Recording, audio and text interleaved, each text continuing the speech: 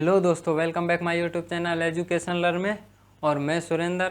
और आज नया टॉपिक स्टार्ट करते हैं, पाचन तंत्र, डाइजेस्टिव सिस्टम।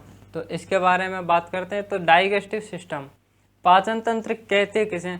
तो भोजन को पचाने के लिए जितने अंग मिल कार्य करते हैं भोजन को पचाने में, उन सभी अंगों को मिलाकर पाचन तंत्र कहते हैं। क्योंकि अंग से अंग मिलकर क्या बनता है? तंत्र। तो जितने भी अंग काम करते हैं तो उसे पाचन तंत्र कहते हैं। बात करते हैं कि पाचन किसे कहते हैं। पाचन किसे कहते हैं? तो भोजन को, भाई भोजन का निवाला लेते हैं अपन, वो जटिल होता है इतना।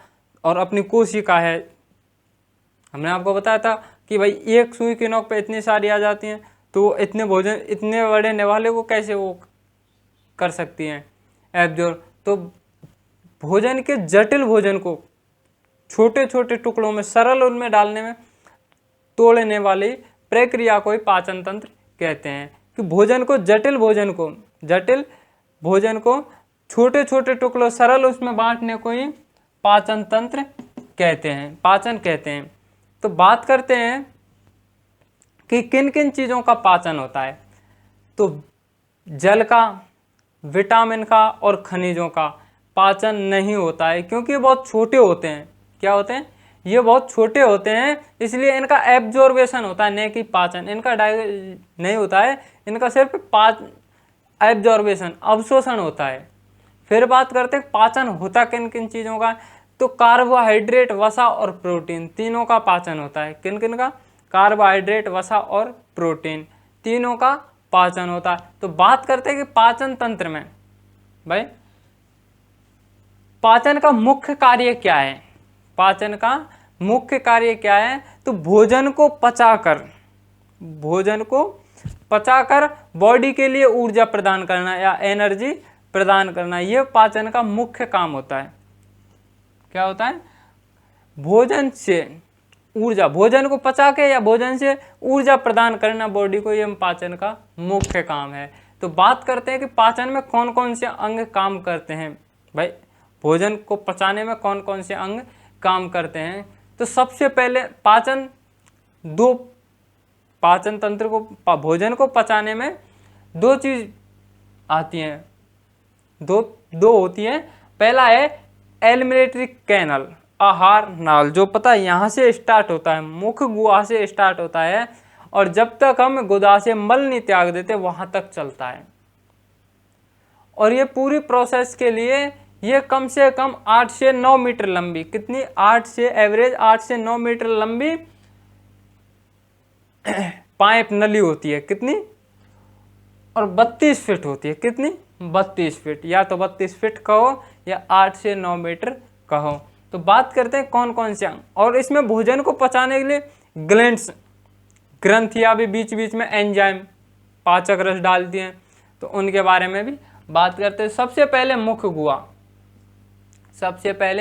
मुख गुहा, कि यहां से भोजन स्टार्ट, मुख गुहा। फिर बात करते हैं फूड पाइप, ग्रास नली, जो ये क्या है? फूड पाइप, ग्रास नली। फिर बात करते हैं आंतरिक उदर, आंतरिक पेट। भाई ये तो बाहरी पेट पूरा, आंतरिक पेट होता है आमाशय, आंतरिक पेट, आमाशय, ये पूरा बाहरी पेट है, जिसे हम बोलते हैं उदर। अंदर वाले पेट को आंतरिक पेट, और ये क्या है? पूरा पेट, जिसलिए उदर बोलते हैं। जैसे आपको एग्जांपल, जैसे गणेश जी महाराज को बोलते हैं लंबोदर, क्योंकि उनका पेट बड़ा है, इसलिए लंबोदर। तो ऐसे ये क्या है? आंतरिक, आमाशय, आंतरिक। उसके बाद करते हैं इसमें ये है छोटी आंत,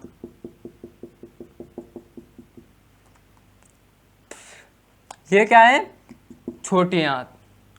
फिर बात करते हैं बड़ी आंत, क्या है? बड़ी आंत। बड़ी आंत के माध्यम से बाहर निकलता हुआ कहाँ जाता है? इस गुदा में। दो और हैं, वो हैं ये है और ये है। इसको कहते हैं अग्नाशय। ये जो स्ट्रक्चर दिख रही है आपको यहां से, ये अग्नाशय क्या है, अग्नाशय। ये ग्लैंड्सों में आती हैं,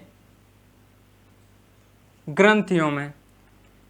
और एक ये है जो आपको दिख रहा है, एक लीवर है, सेकंड पित्ताशय है। तो अगर पित्ताशय में स्टोन पथरी हो जाए तो इसे निकालना मुश्किल होता है। तो बात करते हैं कौन कौन से अंगों से निकलता है। तो सबसे पहले आहारनाल भोजन प्रक्रिया दो भागों में संपन्न होती है। पहला है एलिमेंट्री कैनल, आहार नाल, जो 32 फीट होती है या एवरेज 8 से 9 मीटर होती है। पहला है मुख गुहा, यहाँ से भोजन लिया मुख में। बात करते हैं ग्रास नली, फूड पाइप, फिर नीचे आंतरिक उदर, आमाशय, उसके बाद में छोटी आंत, जहाँ भोजन का सबसे अधिक पाचन होता है वो है छोटी आंत। फिर बात बड़ी आंत, उसके बाद में गुदा, मल त्याग, मल द्वार बाहर निकाल देते हैं। बात करते ग्लैंड्स, डाइजेस्टिव ग्लैंड्स, पाचक ग्रंथियां। तो पहली है लार ग्रंथि, जो मुंह में जाती है, जो अपन भोजन का निवाला देते हैं उसको लसलसा बनाती है। जैसे अपन देंगे लार ग्रंथि, उसको मिला के बिल्कुल वो बना देती है लसलसा। फिर बात करते हैं जठर ग्रंथि, जो कहाँ मिलती है, आमाशय में।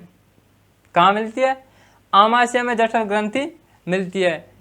फिर बात करते हैं लीवर प्लस पित्ताशय, लीवर प्लस पित्ताशय, ये लीवर है, ये पित्ताशय है, इन दोनों ग्रंथियां भी काम करती हैं। फिर बात करते हैं अग्नाशय, जो ये रहा अग्नाशय। फिर है आंत्र ग्रंथि, जो यहां से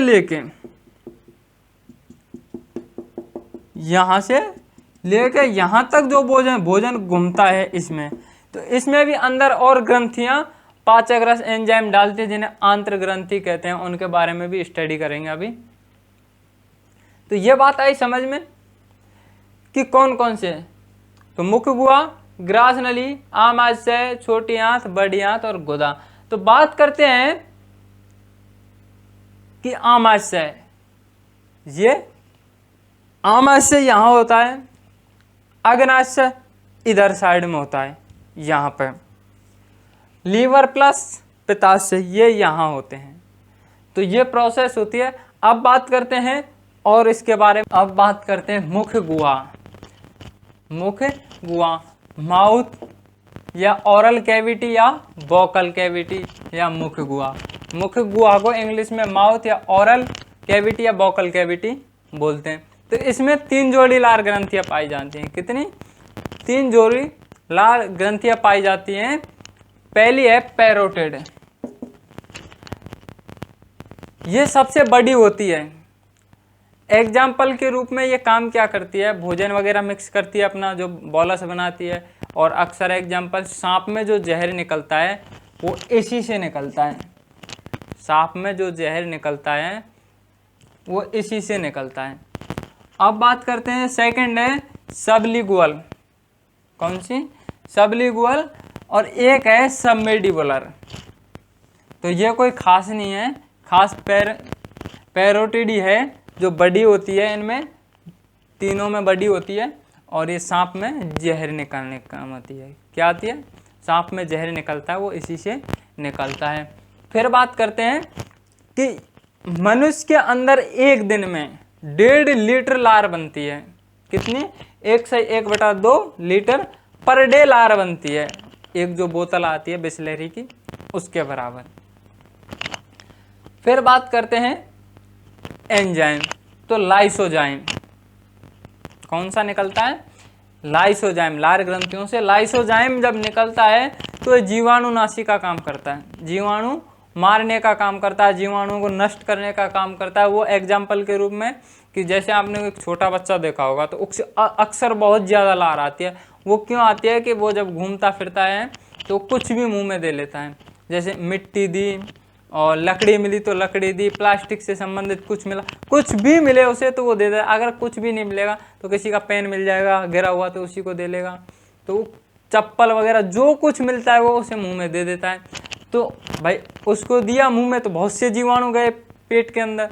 अब पेट के अंदर पहुंचे तो फिर मामला गड़बड़, बच्चा बीमार हो जाएगा। तो उससे काम बचाने के लिए ये लाइसोजाइम होता है एंजाइम, ये जीवाणु मारने का काम करता है। फिर बात करते हैं टाइलिन और डाइस्टेज। किसके बारे में? Ptyalin diastase. तो स्टार्च या चोकर या मंड के पाचन का कार्य करता है। तो स्टार्च और मंड कहाँ मिलते हैं? आलू में। बात करते हैं चोकर की, तो ये जैसे अपने गेहूं वगैरह होते हैं तो इनके ऊपर का जो खोल होता है, हमने आटा पिसवाया, पिसवाने के बाद में उसे जब छानते हैं खाना बनाने के लिए, तो उसमें जो ग्रामीण भाषा में बोलते हैं छानस, तो वो जो छानस होता है उसको पचाने का काम करते हैं टाइलिन और डाइस्टेज। तो ये होना भी ज़रूरी है, क्योंकि अगर आपको पता है जब हम मैदा का खाना मतलब मैदा के आटे की रोटी खाते हैं तो हम 7 से 5 से 6 7 8 को नहीं पचा सकते, क्योंकि उनके अंदर ये मंड और चोकर नहीं पाया जाता, जिससे हम उसे नहीं पचा सकते हैं लेकिन दिक्कत के साथ में बॉडी को बहुत मशक्क़त करनी पड़ेगी फिर जाके पचेगा। जबकि आपको पता है गेहूं वगैरह की अपन जब रोटी खाते हैं तो वो पच जाता है, क्योंकि ये टाइलिन और डाइस्टेज पचा यहीं से स्टार्ट कर देते हैं उसको पचाना, इस वजह से। फिर बात करते हैं म्यूकस। तो ये भोजन को चिपचिपा बनाने का काम करता है। हमने वह जैसे भाई खाना खाया तो आपने पता है निवाला जब मुंह में देते हैं तो वो बड़ा हार्ड होता है, जटिल होता है, और जब उसको अंदर जब मुंह में ले लेते हैं और दांतों से जब उसको तोड़ देते हैं छोटे, तो उसमें लार मिल जाती है और वो लसा बोलस बन जाता है। क्या जैसे आपने कभी देखा होगा कि कंकड़ वगैरह गया मुंह में तो उसको वापस निकालते हैं, वो बोलस के रूप में हो जाता है, बिल्कुल चिपचिपा हो जाता है। एक बात और बताऊं कि ये जो पाचन की प्रक्रिया है फिजिको केमिकल होती है। कौन सी? Physico chemical. अब फिजिको कैसे? भाई ये फिजिकल भी होती है। फिजिकल कैसे? भाई दांतों के बीच में आता, तो फिजिकल तो इस वजह से हुई, भाई खूब घुमाते हैं अपन दांतों से उसको, तो ये तो हो गई फिजिकल। बात हुई केमिकल की, तो केमिकल के अंदर जैसे एंजाइम वगैरह बहुत से हैं, हमने आपको बताया था भाई बहुत सी ग्लैंड्स हैं जो अपना अपना एंजाइम छोड़ती हैं, पाचक रस मिलते हैं तब जाके पचता है, तो इसलिए केमिकल हो जाती है। फिर बात करते हैं सेकंड नंबर पे है ग्रास नली, जिसे अपन बेसिक इंग्लिश भाषा में फूड पाइप क्या बोलते हैं? Food pipe. तो इसमें भोजन का पाचन नहीं होता है, इसमें भोजन का पाचन नहीं होता, ये तो सिर्फ पाइप है जो प्रवाह करने का काम करता है। क्या करता है? प्रवाह करने का काम करता है। भाई ये तो पाइप है जिसके अंदर से पानी जा रहा है, तो ऐसे इसके अंदर से खाना जाता है। तो अगर बड़ा आराम से खाना जाता है इसमें से, बहुत धीरे धीरे शांति से अंदर जाता है खाना। कभी अगर गलती से अटक जाए तो जाता कैसे? क्रमाकुंचन गति से। क्रमाकुंचन गति से, जिसे अपन क्या बोलते हैं? पेनिलेस्टिस। क्या बोलते हैं? पेनिस्टेल्सिस। क्रमाकुंचन गति। अब वो क्रमाकुंचन कैसे होती है? ऐसे जैसे आपने कभी पेस्ट वगैरह जब ट्यूब में पेस्ट वगैरह जब खत्म हो जाता है उसको निकालते कैसे हैं? ऐसे पिचका के ऐसे यूं ही तो निकालते हैं, तो ऐसी क्रमाकुंचन गति होती है ताकि खाना अंदर पहुंच जाए। और एक ग्रास नली 25 सेंटीमीटर लंबी होती है। कितनी? 25 सेंटीमीटर लंबी होती है ग्रास नली, और क्रमाकुंचन गति इसके अंदर होती है। अब बात करते हैं तीसरे नंबर पे है आमाशय। क्या है? आमाशय। तो आमाशय के 3 भाग होते हैं ऐसे, इसमें कांटेनुमा संरचना पाई जाती है जिसे कहते हैं अपन रोच। क्या बोलते हैं? रोच। इसके अंदर कांटेनुमा संरचना पाई जाती है। इसके अंदर HCl पाया जाता है। पहला भाग क्या होता है? फंडस। तो इनके बारे में कल बात करेंगे। 3 भाग होते हैं, ये अक्सर 3 लीटर खाना एक साथ में एकत्रित कर लेता है, तो इसके बारे में कल बात करेंगे क्योंकि वीडियो ज़्यादा लंबा हो जाएगा। तो दोस्तों वीडियो अच्छी लगे तो वीडियो को लाइक शेयर कमेंट और चैनल को सब्सक्राइब करें। इससे रिलेटेड अगर कोई भी क्वेश्चन है तो कमेंट बॉक्स में कमेंट करके बताइएगा। मिलते हैं नेक्स्ट वीडियो में, तब तक के लिए बाय।